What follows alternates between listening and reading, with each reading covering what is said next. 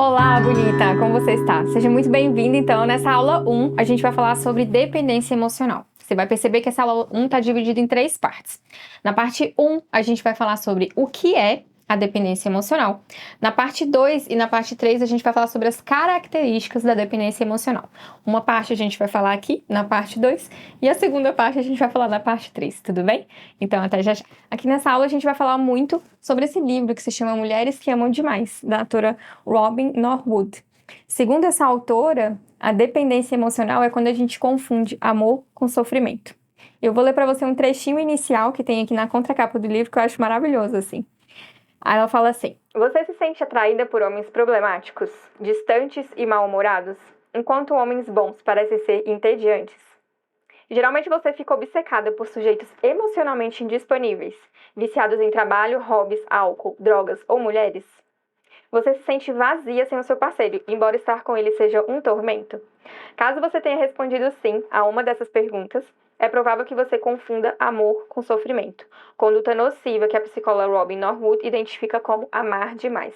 Então essa autora, ela coloca esse termo, né, ela cunha esse termo amar demais com mulheres que confundem amor com sofrimento. E por que isso acontece, né? Normalmente, mulheres que têm esse padrão de dependência emocional é porque ali na infância nasceram e cresceram em um lar disfuncional. O que seria esse lar disfuncional? Um lar onde existe a ausência do pai, ou a ausência da mãe, ou talvez a ausência dos dois.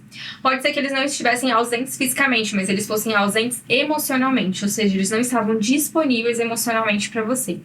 Então você acaba gerando, né, é uma forma de vida onde você passa a não enxergar para si e sim enxergar para o outro. Como você cresceu num lar disfuncional, você tentava salvar a todos ao seu redor, consertar, você se achava responsável por aquela casa, você se achava responsável pela felicidade dos outros. Então você acaba desenvolvendo esse padrão, onde você não vive para você e sim em função do outro. Dessa forma, você acaba se tornando uma adulta, né, que vai viver em função de uma outra pessoa. E é justamente isso que significa a dependência emocional ou a codependência.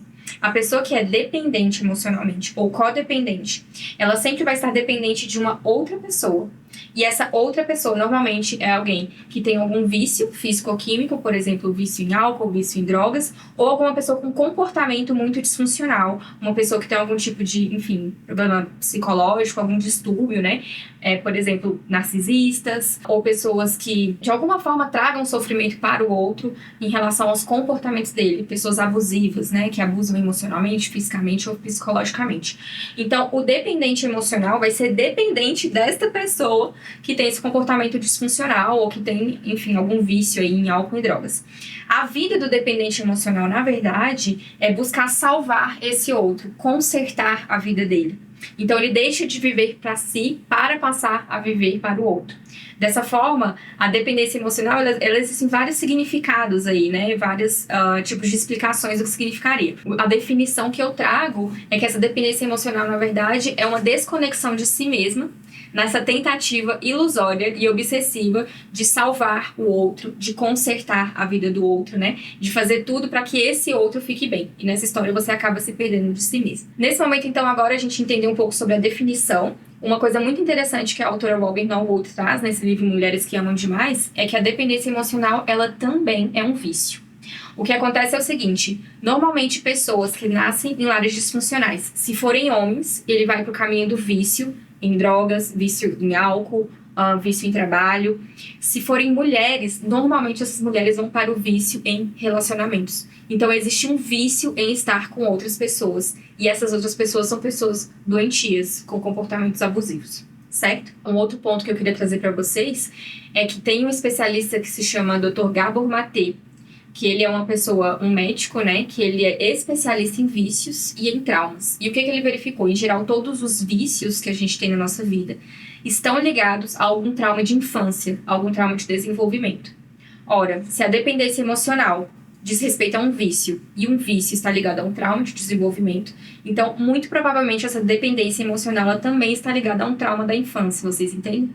Por isso que a gente vai trabalhar aqui, não só entendendo as questões da infância, né, traumas que aconteceram e tudo mais, mas a gente vai entender também principalmente como que a gente se libera disso, né?